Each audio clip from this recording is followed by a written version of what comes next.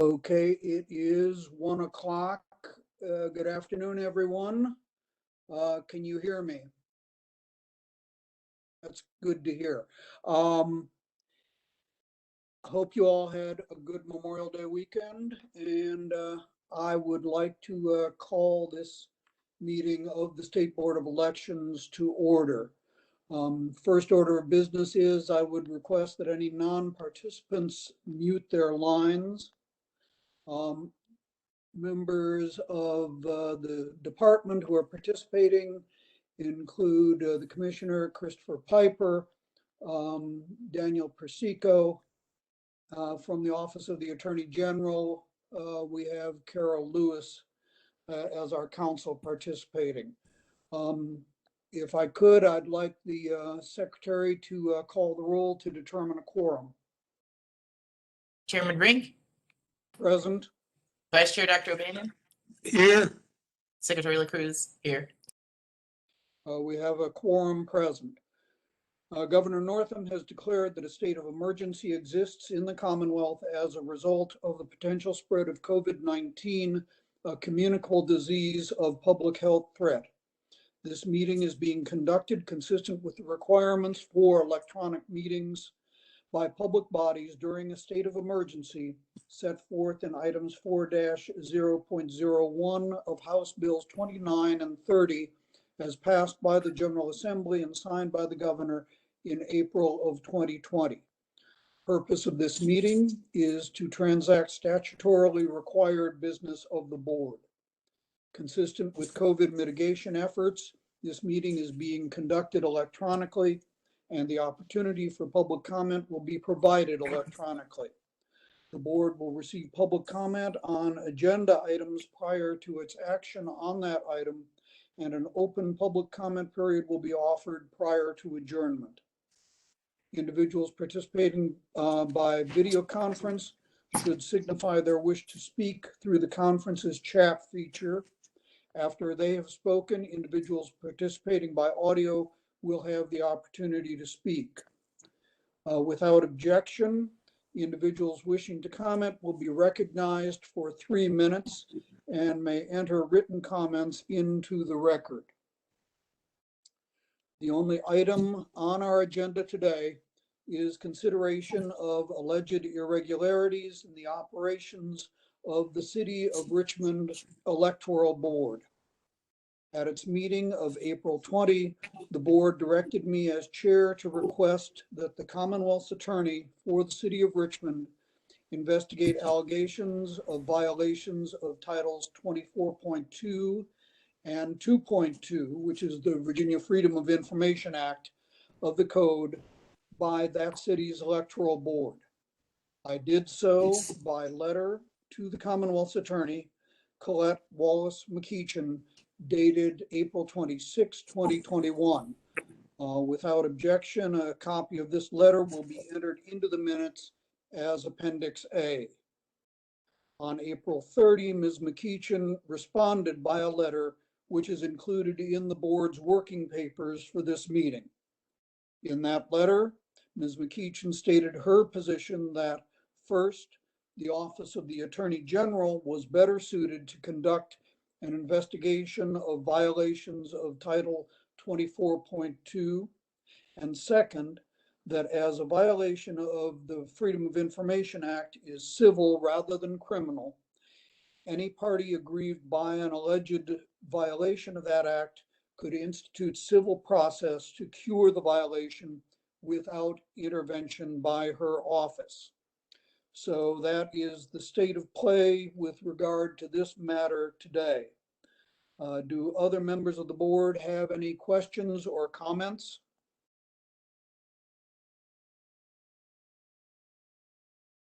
All right, do I hear a motion on this matter?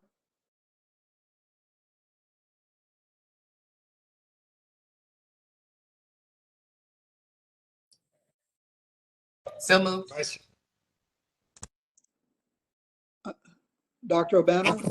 Yes, Mr. Chairman, we've discussed this at length, and I guess the Commonwealth's attorney has absolute authority to accept or decline But it was notable to me that she did cite a part of the code that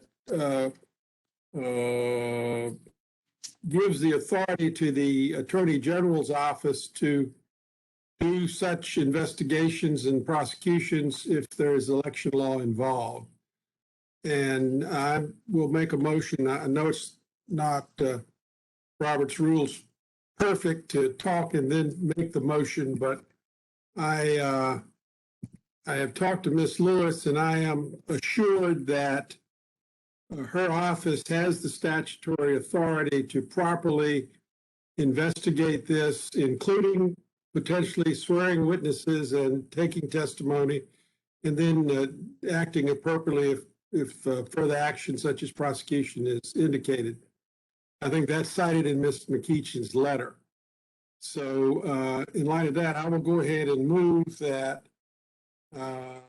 after due consideration of the allegations raised regarding members of the Richmond City Board of Elections, including but not limited to opening sealed returns of certain precincts and improper conduction of a canvass on the morning of November 4th, 2020, without a proper meeting of the Electoral Board and without party observers, and 2, abdicating responsibilities delegated under Articles 3 and 4 of Title 24.2 of the Code of Virginia. I would move that the board delegate authority to Chairman Brink to draft a letter requesting that the Office of the Attorney General investigate allegations relating to alleged improper actions in violation of 24.2 of the Code.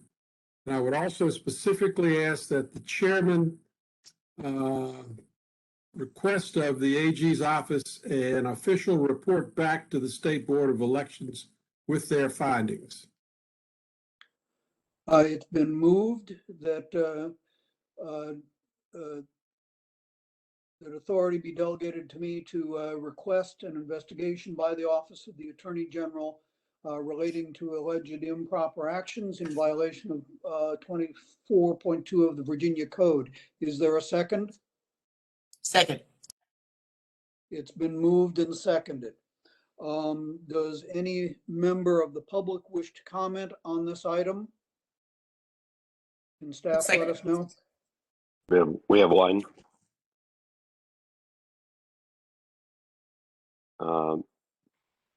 Ms. Butler, Elizabeth Butler, requests to make a public comment, Chairman. All right, Ms. Butler. Thank you. Dear members of the board and Commissioner Piper, good afternoon. As I just said, my name is Elizabeth Butler, and I'm responsible for the election integrity efforts of the Richmond City Republican Committee. I thank you for the attention you have given to investigating the improper actions of certain members of the Richmond City Electoral Board during the November 2020 election season.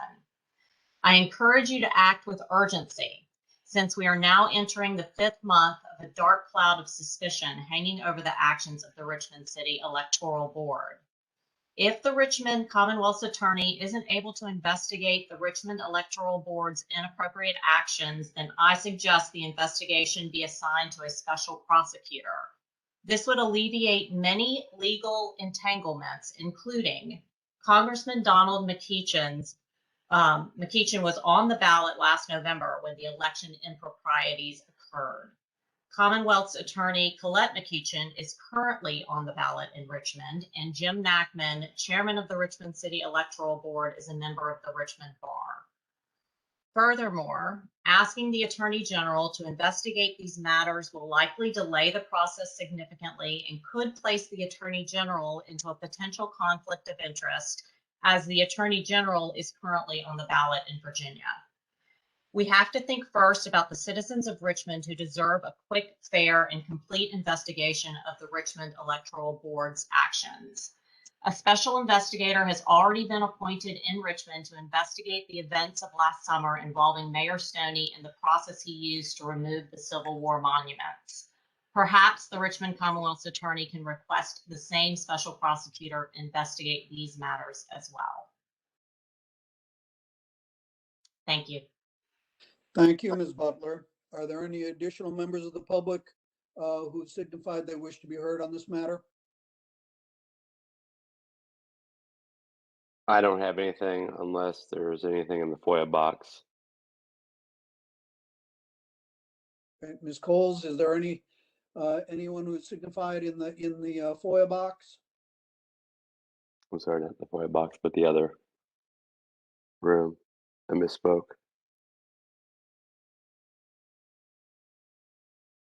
All right. If not, it's been moved and seconded that the board delegate to me the authority to request an investigation of these matters by the Office of the Attorney General. Will Secretary LaCruz call the roll? Chairman Brink, Aye. Vice Chair Dr. O'Bannon, Aye. Secretary LaCruz, aye. Motion passes 3-0. Mr. Chairman? Dr. O'Bannon. Yeah, I will say in light of the comments, would you be willing to accept a friendly request to put a time specific on this so that we do get a timely response from the OAG? I think it's a fair ask.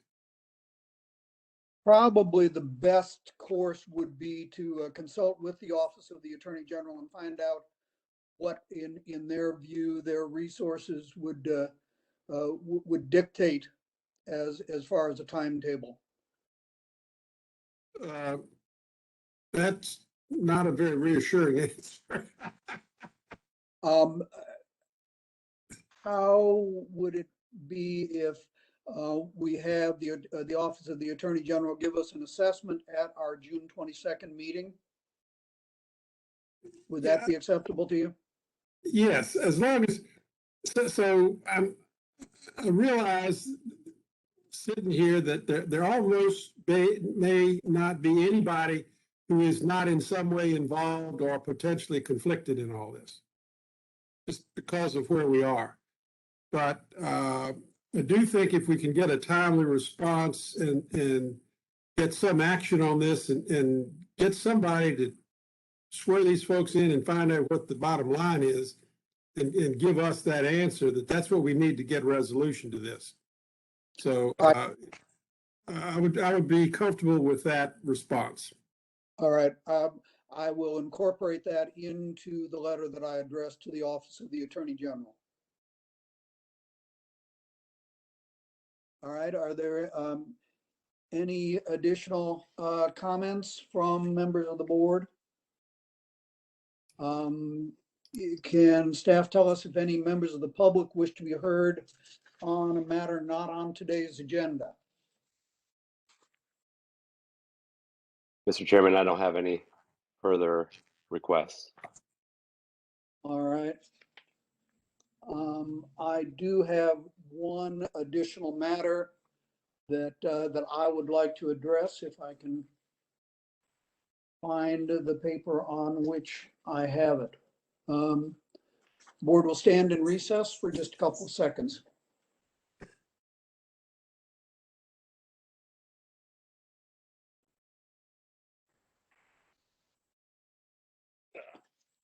Thank you for your indulgence. I do have a statement that I'd like to enter into the record. Tuesday, June 8 at 7 p.m. is the deadline for candidates to file 2 forms that are required under Title 24.2 of the Code. Statement of qualification, which is at 24.2-501, and the Statement of Economic Interests at 24.2-502. Under Section 504 of that title, this requirement must be met in order for a candidate to have their name printed on the ballot. It applies to all candidates for local offices not participating in a primary who are to be elected at the general election on Tuesday, November 2nd. Now, as the members and the public are aware, Section 503 of Title 24.2 authorizes the board to grant an extension of the deadline for filing either or both statements. In the past, due to the failure of multiple candidates to comply with the code's requirements. The state board has granted such extensions. However, as I made clear earlier this year, there is no assurance that the board will grant an extension of the deadline in the future. A candidate who has any questions about the filing of these forms should consult the candidate bulletins on the Department of Elections website, which is www.elections.virginia.gov. With that, are there any other matters to come before the board? Mr. Chair, did you want to entertain, I'm sorry, Mr. Chairman, did you want to entertain a motion to deal with the freedom of information portions of the complaints? If it's the will of the board to do so, I'll entertain such a motion. Well, I'm kind of thinking about consistency with what we did with Nottoway. If we were to have the Richmond City Electoral Board undergo some additional FOIA training, that might satisfy those complaints and offer some consistency to our actions as we've been consistent on the forms. All right, in that event, would you like to offer a motion to that effect?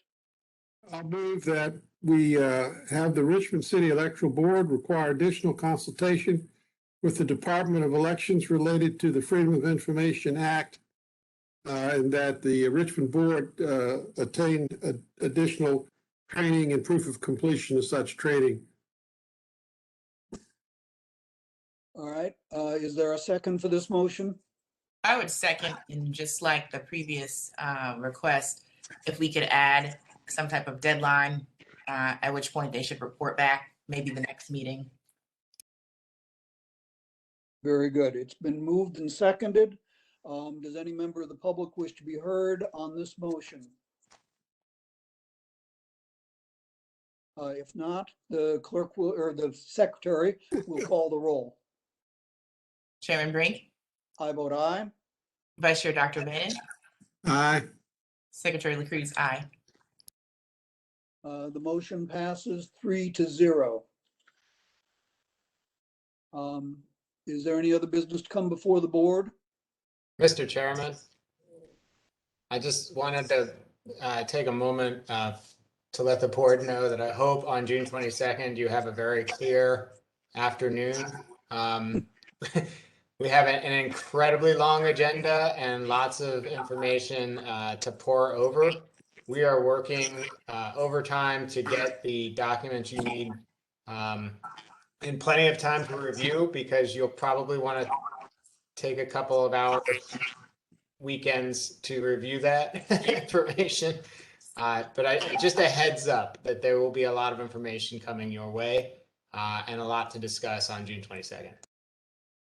Thank you, Commissioner Piper. I appreciate, first of all, I share your concern about the weight of the agenda on the 22nd, and I appreciate the staff's efforts to assemble the material as quickly as possible so that the members can review it. I look forward to blocking off all of that afternoon. And will dinner be served if we go that long? Well, this will be an in-person meeting, so we'll see what we can pull off there. Excellent. I appreciate that. How about a midnight snack? Well, as my two board members are former House of Delegates members, I'm sure you're quite seasoned in the late night committee meetings. So Yeah, this will be the equivalent of crossover. Well, beware. All right. Any additional comments or questions? If not, I'll entertain a motion to adjourn. So moved. Is there a second? Second, Secretary will call the roll. Chairman Brink, I vote aye. Vice Chair Dr. Bannon, Aye. Secretary LaCruz, aye. Motion passes 3-0. Thank you very much, and we'll see you for an extended session on June 22nd.